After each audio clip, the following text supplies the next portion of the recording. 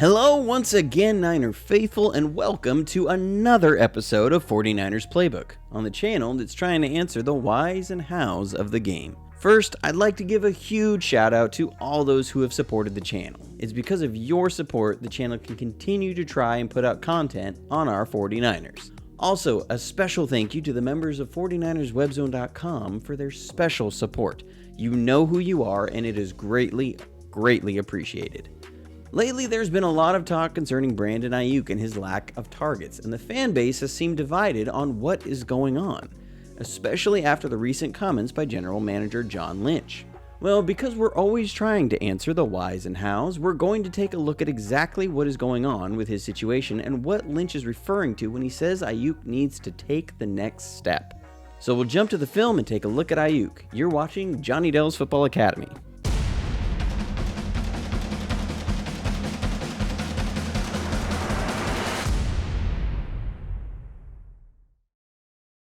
So to set this up, we'll first look at what I feel is his best game as a pro, the game last year versus the Buffalo Bills. Here, Aiyuk is playing what we call the flanker position, or the outside receiver on the strong side. The Bills are in press man and he's just going to run a go route.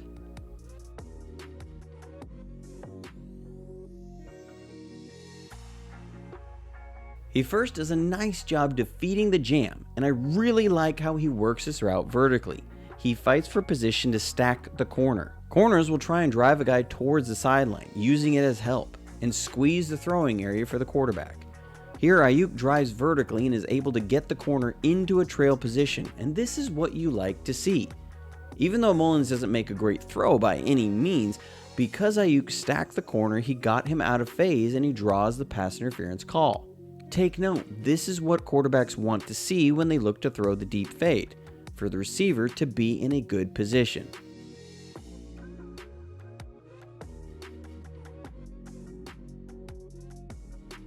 Next, on this same drive is what we really need to see from Aiyuk.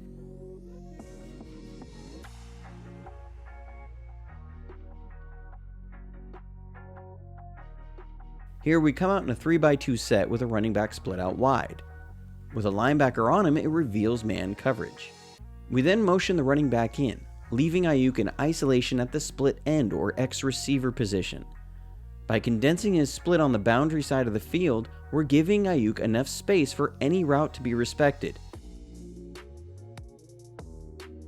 And he's going to run a curl slant. This is big because he's going to be running a double move one-on-one versus Tre'Davious White, Buffalo's best corner. This is why Aiyuk was drafted, to be the guy. The Larry Fitzgerald, the Mike Evans, the Stephon Diggs, DeAndre Hopkins, the Julio Jones, to be that split end you can put in isolation. Notice how the two middle zone defenders shade to the three receiver side. They're there to help against any pick and rub plays. So if your X can win one-on-one matchups versus the other team's best corner, you're going to force the defense to adjust, and it starts to open up a ton more possibilities in your passing game. They now either have to double the X in man or go with zone. So here we're going to end up shifting and motioning around to put Aiyuk in isolation versus press man. He's going to run a shake route. You'll see Aiyuk does a nice job on his route. He wins his matchup, but Mullins throws it a little late and it's not a great throw. And Aiyuk doesn't catch a ball that he really should, and it takes a crazy bounce for a pick. But you can see Aiyuk is winning on these matchups.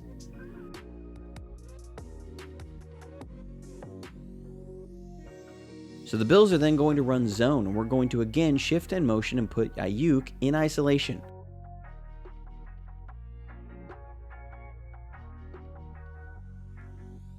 And we'll run him on a blaze route off run action. It's a variation off of this play we run a lot, where we'll fake the run and then hit a receiver on a deep end or dig route. This is where you'll see Kyle's building his trust in him. He's the only real route option on this play. We're full selling the run fake, and even though it's technically zone, the way Buffalo plays this, the corner will actually convert to man coverage. So it's all about Aiyuk beating his man 1 versus 1. You'll see how he completely beats his man, and it's an easy throw for the quarterback. Then here he's going to run a post corner and beat his man for a huge gain.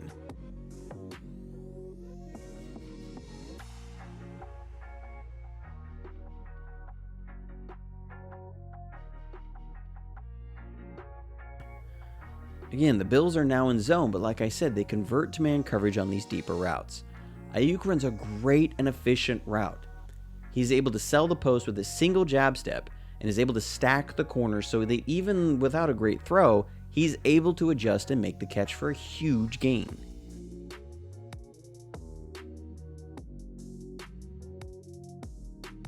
So after beating the corners on a blaze and a post corner, he's able to beat this man coverage with a dig route.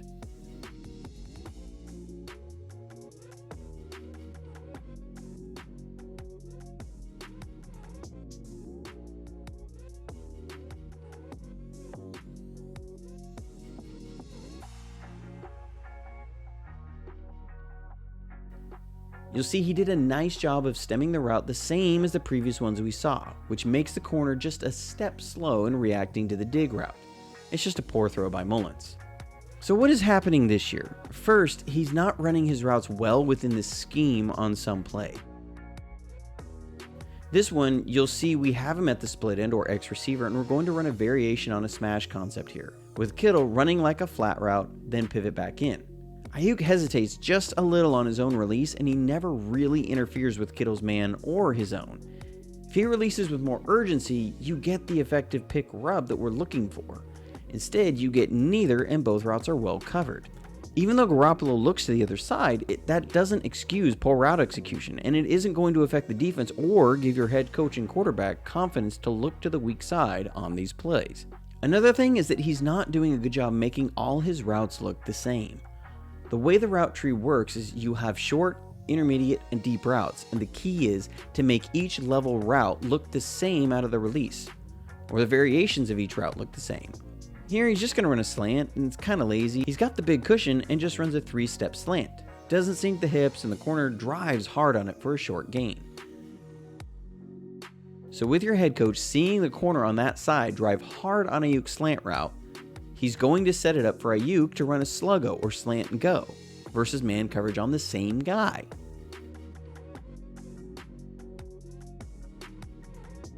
Here though, notice how Aiyuk doesn't run this fake slant the same way he runs his slant before. This time he tries to sell the slant with a chop down and break, which does get a little bit of a bite partially from Garoppolo's pump fake. Make no mistake, this play is 100% designed for Aiyuk. But it's not much of a bite from the corner, and then he runs around the defensive back. I'd like to see him run through this guy, draw the illegal contact. Instead, it's a sack on the play that's only negated by a tripping call. You want to see him run these routes exactly the same though. If you're going to chop it down, do it on the quick slant. If you're not going to chop it down, don't on the sluggo. He needs to make these routes look the same and run them with more urgency. Here, we're going to try and hit Aiyuk for a big gain.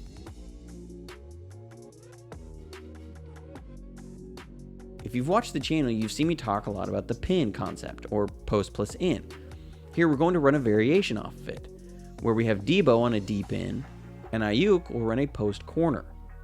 Remember how efficiently he ran that versus Buffalo last year and we got a huge gain? Here, it doesn't look anywhere near the same. We're trying to hit Aiyuk on this play for a big one, but he gets no separation. Even though the offensive line didn't protect well, again, he's not putting it on film that he's winning. If he wants his quarterback to trust that he'll win on this route, then win on this route. This is why you're seeing teams try and cheat away the middle of the field more. We're not winning on our variations of the plays that attack the middle. So we'll also look at another example of how he's not running these routes the same.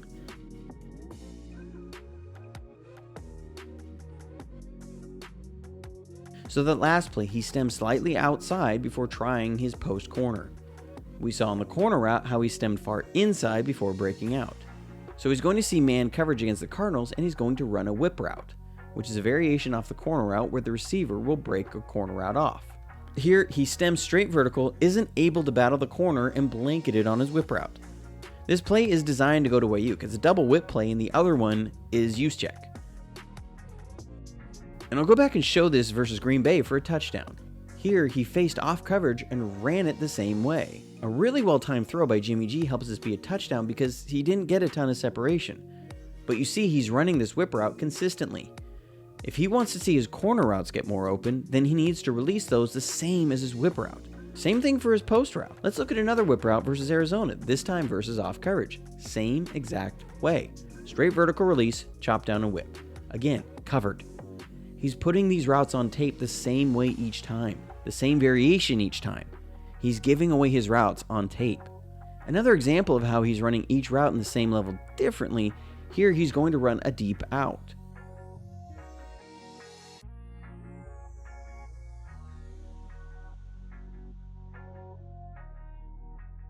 Watch how he stems the route outside.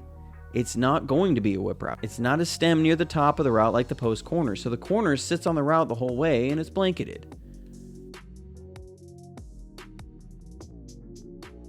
So another example of how the route running just isn't quite the same.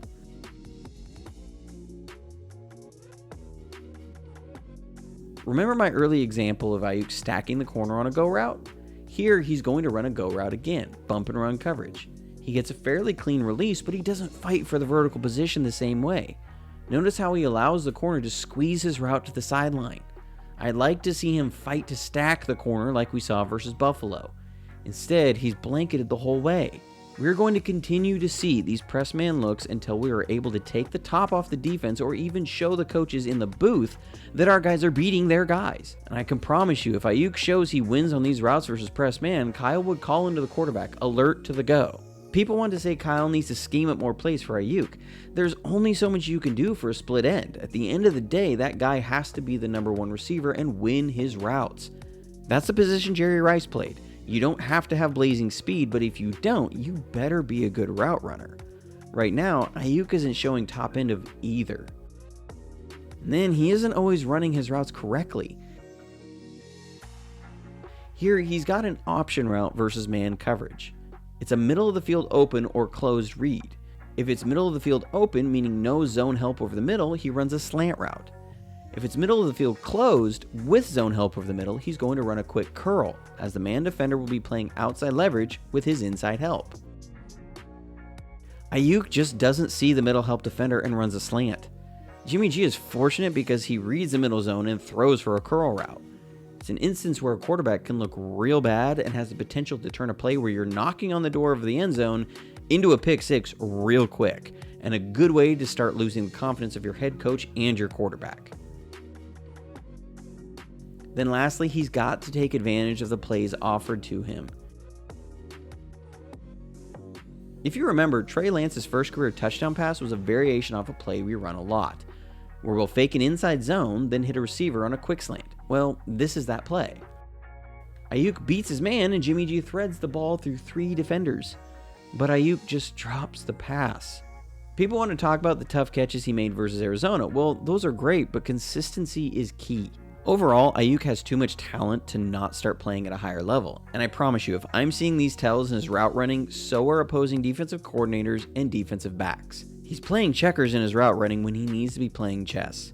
This is what John Lynch is talking about in taking the next step. He has to tighten this up, make his routes look more similar. How to set up the next play by the first one, knowing how the defensive backs are going to play him with boundary help. The little things. You hear guys talk about doing the little things all the time. These are the little things. Well, that's it for this week. Hope you enjoyed it. Like and subscribe if you did, and make sure to hit the notifications button to be alerted to when a video goes live. I'm looking forward to the game Sunday night versus the Colts, and hopefully the team can rebound and string some wins together to get back in the race and make a later season push. As always, if you'd like to support the channel in any way, I'll have links for that below. And as always, stay safe, stay healthy, and go Niners!